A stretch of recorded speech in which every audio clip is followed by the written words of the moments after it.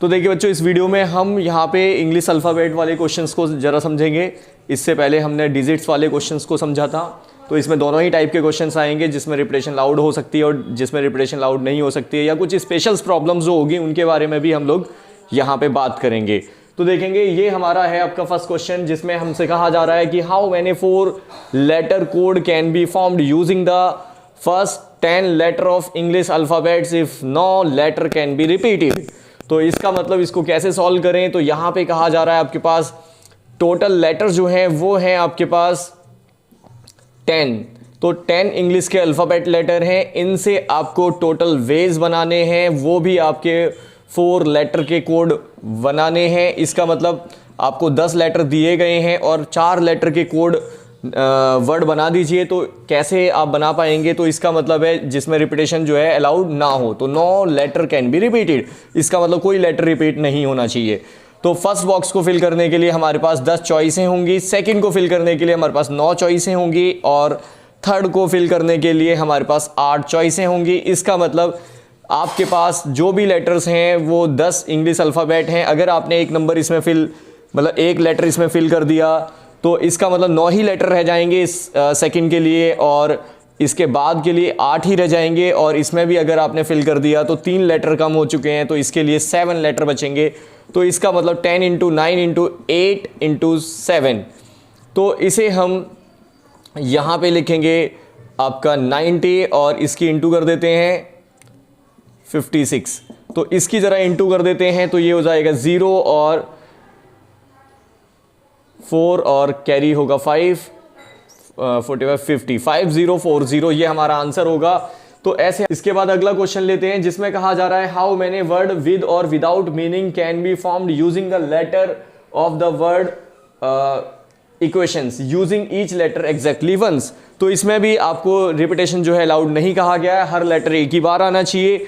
और वर्ड आपको दे रखा है इक्वेशंस, तो आप काउंट कर लीजिए कि इक्वेशंस में कितने वर्ड हैं, उसके बाद ही आप यहाँ पे टोटल जो इसके कोड्स हैं वो बना पाएंगे या टोटल वेज बना पाएंगे। तो देखते हैं, सबसे पहले यहाँ पे हम काउंट कर लेते हैं कि टोटल लेटर हमारे पास कितने हैं इस वर्ड इक्वेशंस में। तो 1 2 3 4 5 6 7 8, तो टोटल हमारे पास 8 लेटर हैं और हमें यहाँ पे सभी लेटर का यूज़ करते हुए वर्ड बनाने हैं। तो इसका मतलब बच्चों यहाँ पे हमारे पास 8 चॉइसें हैं और इन 8 बॉक्सों को हम 8 नंबरों के द्वारा 8 लेटर जो हैं इनके द्वारा फिल करेंगे।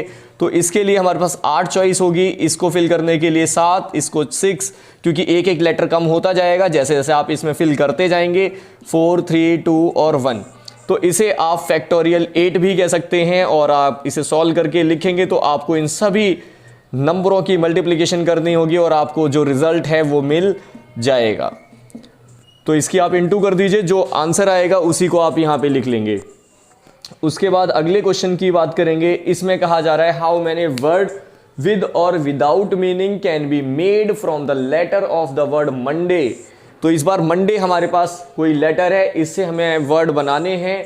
Assuming that no letter is repeat, इसमें भी रिपीटेशन नहीं अलाउड है। तो इसका मतलब हमें फर्स्ट क्वेश्चन में कहा जा रहा है, कुछ कंडीशंस गिवन है, 4 letter are used at a time, कि केवल 4 लेटर का ही यूज करते हुए आपको वर्ड बनाने हैं। तो फर्स्ट का जरा सॉल्यूशन देख लेते हैं। इसका मतलब हमारे पास 4 बॉक्सेस हैं, इन 4 बॉक्सेस को फिल करना है मंडे में आने वाले जो वर्ड हैं। मंडे में टोटल लेटर कितने हैं, टोटल लेटर काउंट कर लीजिए मंडे के, तो आप ये पाएंगे कि इसमें 3 और 6 लेटर हैं और आपको जो वर्ड बनाने हैं उसमें 4 ही लेटर का यूज़ करना होगा।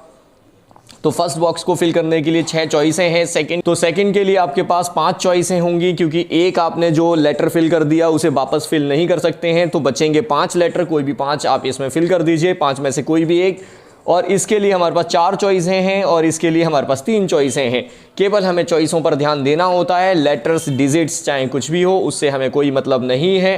तो इसका मतलब यहाँ पे 6 × 5 × 4 × 3, तो ये हमारे पास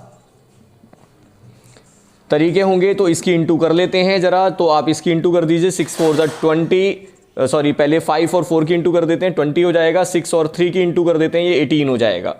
तो 6 × 3 × 4 5 20, तो अब यहाँ जब इंटू करेंगे तो 18 इंटू 20, तो ये हो जाएगा आपके पास 360। तो फर्स्ट का आपने सॉल्यूशन निकाल लिया है। अब क्वेश्चन को देखते हैं। सेकंड में कहा जा रहा है all letter are use at a time. इसका मतलब किसी टाइम में सभी लेटर को आप यूज कर पाएं। तो ये आपके पास 6, तो इस मंडे में आपके पास 6 लेटर्स हैं, तो इन 6 के 6 लेटर का आप यूज कर पाएं, ऐसे वर्ड आपको बनाने हैं। तो फर्स्ट बॉक्स को फिल करने के लिए आपके पास यहाँ पे 6 चॉइसें हैं। इसके लिए 5 4 3 2 1, तो ये जाएगा 6 into 5 into 4 into 3 into 2 into 1।